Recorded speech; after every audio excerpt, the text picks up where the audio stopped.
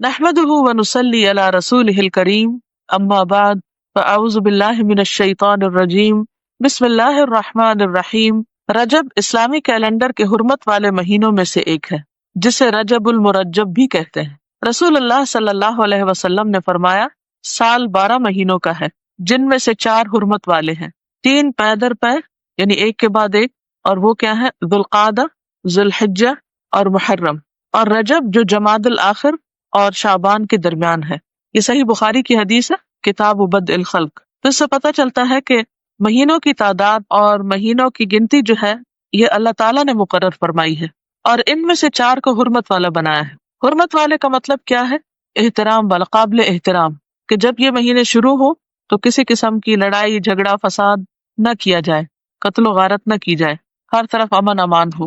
عربی میں رجبہ کا معنی ہے تعظیم کرنا، اور مرجب معظم کے معنوں میں آتا ہے، یعنی عظمت والا۔ بعض لوگ اس ماہ میں خصوصی روزوں کا اہتمام کرتے ہیں۔ صحیح روایات سے پتہ چلتا ہے کہ آپ نے کبھی مسلسل 3 ماہ رجب، شعبان اور رمضان روزے نہ رکھے اور نہ اس کی تاکید کی۔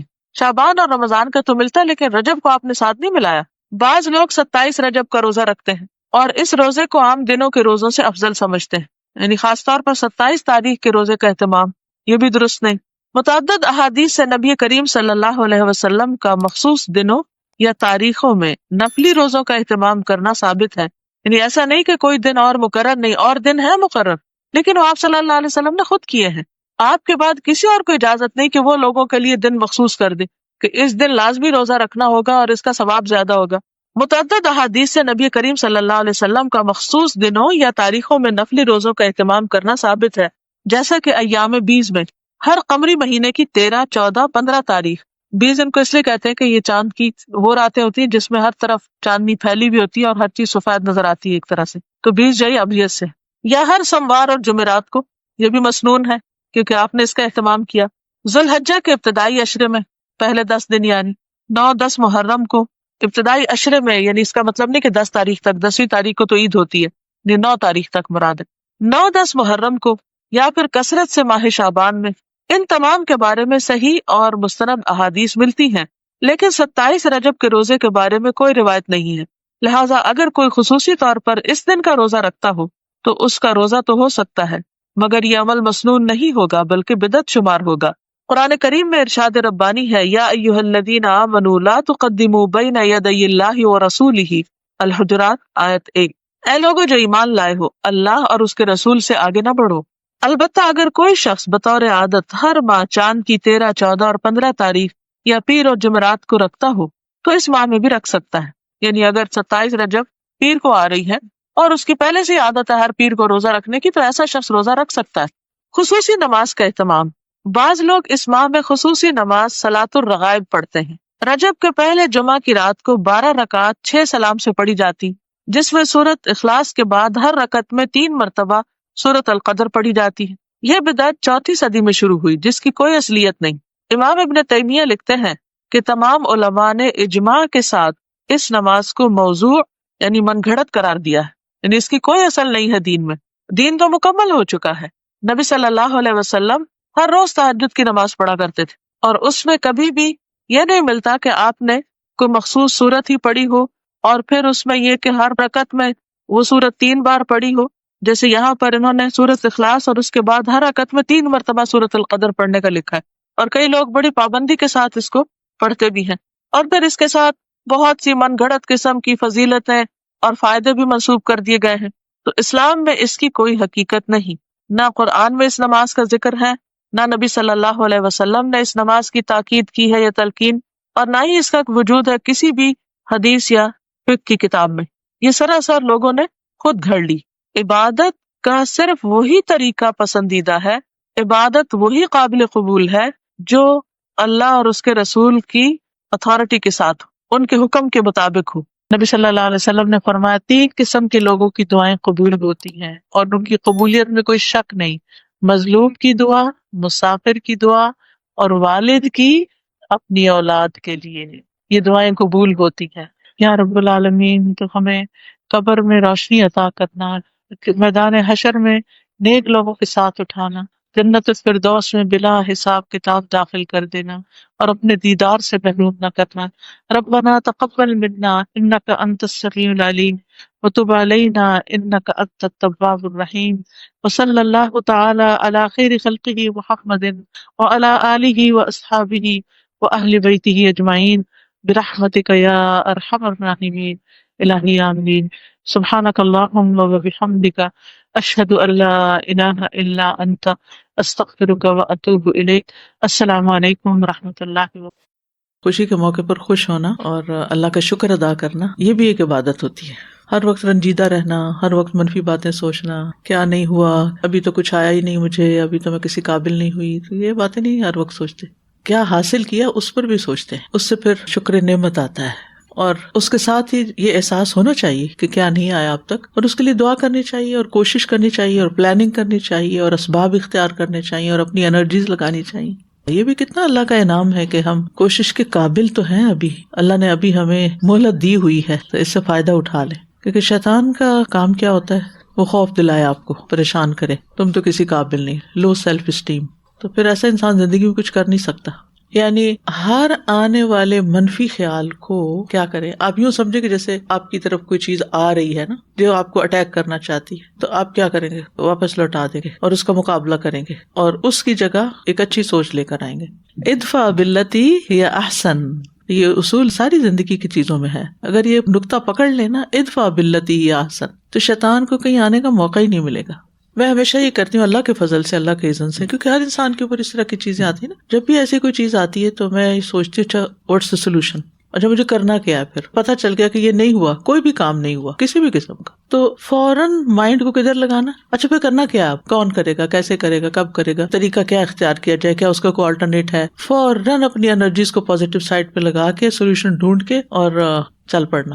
اگر آپ زندگی میں یہ سیکھ جائیں نا تو بہت کچھ کر سکتے ہیں۔ ہم سب کو اللہ تعالیٰ نے ایک جیسا ہی ٹائم دیا ہوا ہے، دن کے 24 گھنٹے ہی ہوتے ہیں سب کے پاس، لیکن فرق کس سے پڑتا ہے کہ ہم نے ان 24 گھنٹوں کو گزارا کیسے ہے، اس میں کیا کیا ہے۔ تو کسی بھی منفی رویے کو اپنے اندر آنے نہیں دینا، نہ اندر کے نفس کی سوچوں کو منفی ہونے دینا اور نہ ہی کسی اور کی نیگیٹو باتوں کا اثر لینا ہے۔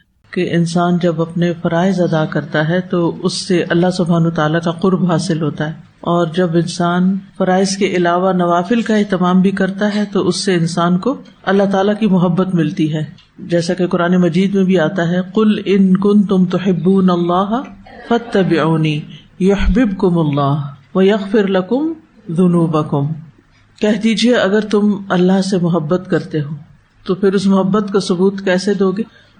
عمل سے۔ عمل اس کی گواہی دے گا کہ واقعی تم اللہ سے محبت کرتے ہو یا نہیں۔ یہاں ایک اور کانسیپٹ بھی واضح کرتی جاؤں کہ اسلام میں یعنی قرآن و سنت میں جتنی بھی آیات یا احادیث آئی ہیں ان سب میں اللہ سبحانہ تعالیٰ سے محبت کی بات کی گئی ہے، عشق کی نہیں۔ عشق جو ہے یہ عام طور پر انسان انسانوں سے کرتے ہیں، ٹھیک ہے، تو اللہ اور اس کے رسول صلی اللہ علیہ وسلم سے محبت کی جاتی ہے۔ ان دونوں میں تھوڑا سا فرق بھی ہے اگر ان کی ڈیپتھ میں آپ جائیں۔ محبت جو ہے ایک مثبت چیز ہے، ہوش و حواس میں رہ کے کی جاتی، جبکہ عشق کے بارے میں آتا ہے نا کہ اس میں جو عقل ہے انسان کی وہ برقرار نہیں رہتی، یعنی ضروری نہیں کہ نہ ہو لیکن محبت ایک سوچی سمجھی چیز ہوتی ہے۔ تو اسی لیے آپ دیکھیں کہ یہاں پر یہ بتایا گیا کہ یہ محبت کوئی صرف جذباتی محبت نہیں ہوگی۔ تو معنی کیا بنتا ہے کہ اگر تمہیں اللہ سے محبت ہے تو پھر کیا کرو، تو پھر تم رسول اللہ صلی اللہ علیہ وسلم کی پیروی کرو۔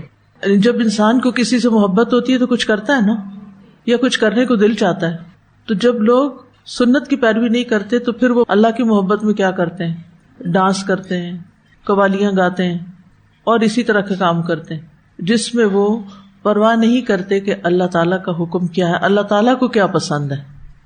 وہ صرف جذبات کی شدت کا اظہار کرتے ہیں، جبکہ قرآن مجید ہمیں کیا بتاتا ہے، قل ان کنتم تحبون اللہ فاتبعونی، کہ محمد صلی اللہ علیہ وسلم کا اتباع کرو، کیونکہ آپ کی لائف سب سے زیادہ بیلنسڈ لائف تھی، توازن والی زندگی تھی۔ اس توازن میں ہم دیکھتے ہیں کہ دین اور دنیا دونوں ساتھ چل رہی تھی۔ تو بہرحال اگر ہم سب اللہ سے محبت کرتے ہیں تو ہمیں نوافل کا اہتمام کرنا ہے، اور اس میں سب سے پہلے ہم نماز کو لیں گے، کیونکہ نماز کا حساب سب سے پہلے ہونا ہے۔ تو ہمیں نماز میں فرض کے علاوہ سنتیں بھی پڑھنی چاہیے، جو نوافلی کی ایک قسم ہے. نبی صلی اللہ علیہ وسلم نے فرمایا جو شخص ہمیشہ 12 رکعات پڑھے گا تو اللہ عز و جل اس کے لیے جنت میں گھر بنائے گا. ظہر سے قبل 4، ظہر کے بعد 2، مغرب کے بعد 2، عشاء کے بعد 2 اور فجر سے پہلے 2 رکعات. ٹھیک ہے. عمرو بن اوس رضی اللہ عنہ سے روایت ہے، انہوں نے کہا کہ مجھ سے انبسہ بن ابی سفیان نے اپنی مرض الموت میں ایک ایسی حدیث سنائی جس سے انتہائی خوشی حاصل ہوتی ہے. لوگ حدیث سن کر خوش ہوتے تھے. مجھے نہیں معلوم کہ اس وقت آپ کے دلوں کا کیا حال ہے کہ اس حدیث کو سن کر آپ کتنے خوش ہو رہے ہیں. کہتے ہیں میں نے ام حبیبہ رضی اللہ عنہا سے سنا، وہ کہتی تھی میں نے رسول اللہ صلی اللہ علیہ وسلم کو فرماتے ہوئے سنا کہ جس نے ایک دن اور رات میں 12 رکعتیں ادا کی اس کے لیے ان کے بدلے جنت میں ایک گھر بنا دیا جاتا ہے. ام حبیبہ رضی اللہ عنہا نے کہا جب سے میں نے ان کے بارے میں رسول اللہ صلی اللہ علیہ وسلم سے سنا میں نے انہیں کبھی ترک نہیں کیا، کبھی بھی نہیں چھوڑا. انبسہ کہتے ہیں جب سے میں نے ان کے بارے میں ام حبیبہ رضی اللہ عنہا سے سنا میں نے انہیں کبھی نہیں چھوڑا. اور آپ کیا کہیں گے کہ جنت میں گھر چاہیے نا. ٹھیک ہے نا. تو آج سے انشاءاللہ جس وقت کلاس ختم ہوگی پہلے آپ سنت پڑھیں گے، پھر فرض ہوگے، پھر اس کے بعد سنت. اگر کسی کی گاڑی نکل رہی ہو تو وہ پھر گھر جا کے بھی ادا کر سکتا ہے بعد کی 2 سنتیں، لیکن 4 پہلے ہی ہوتی ہیں. ہر وقت 4 بعد میں نہیں پڑھی جاتی. کبھی مجبوری میں تو ایسے ہو جاتا ہے کہ انسان بہت جلدی میں ہے، نماز کھڑی ہو گئی ہے اور وہ جماعت میں شریک ہونا چاہتا ہے تو جماعت میں شریک ہو جائے اور بعد میں ساری سنتیں پڑھ لے. لیکن اس کو روٹین اور معمول اور اصول نہیں بنا لینا چاہیے، کیونکہ اس سے شیطان انسان کے اندر سستی ڈال دیتا ہے. اچھا فرض تو اب ہو گئے نا، اب یہ کام کر لو، وہ کر لو، 10 منٹ کھڑے ہو کے اس سے باتیں کر لو، 10 اس سے. ہم باتوں میں کتنا وقت لگا دیتے ہیں لیکن اپنی آخرت کے بارے میں فکر نہیں کرتے. ٹھیک ہے. تو انشاءاللہ اللہ سبحانہ تعالیٰ سے دعا بھی ہے کہ وہ رمضان کے اس مبارک مہینے میں ہمارے عمل میں بہترین تبدیلی فرمائے اور ہمیں بہترین عبادات کی توفیق دے.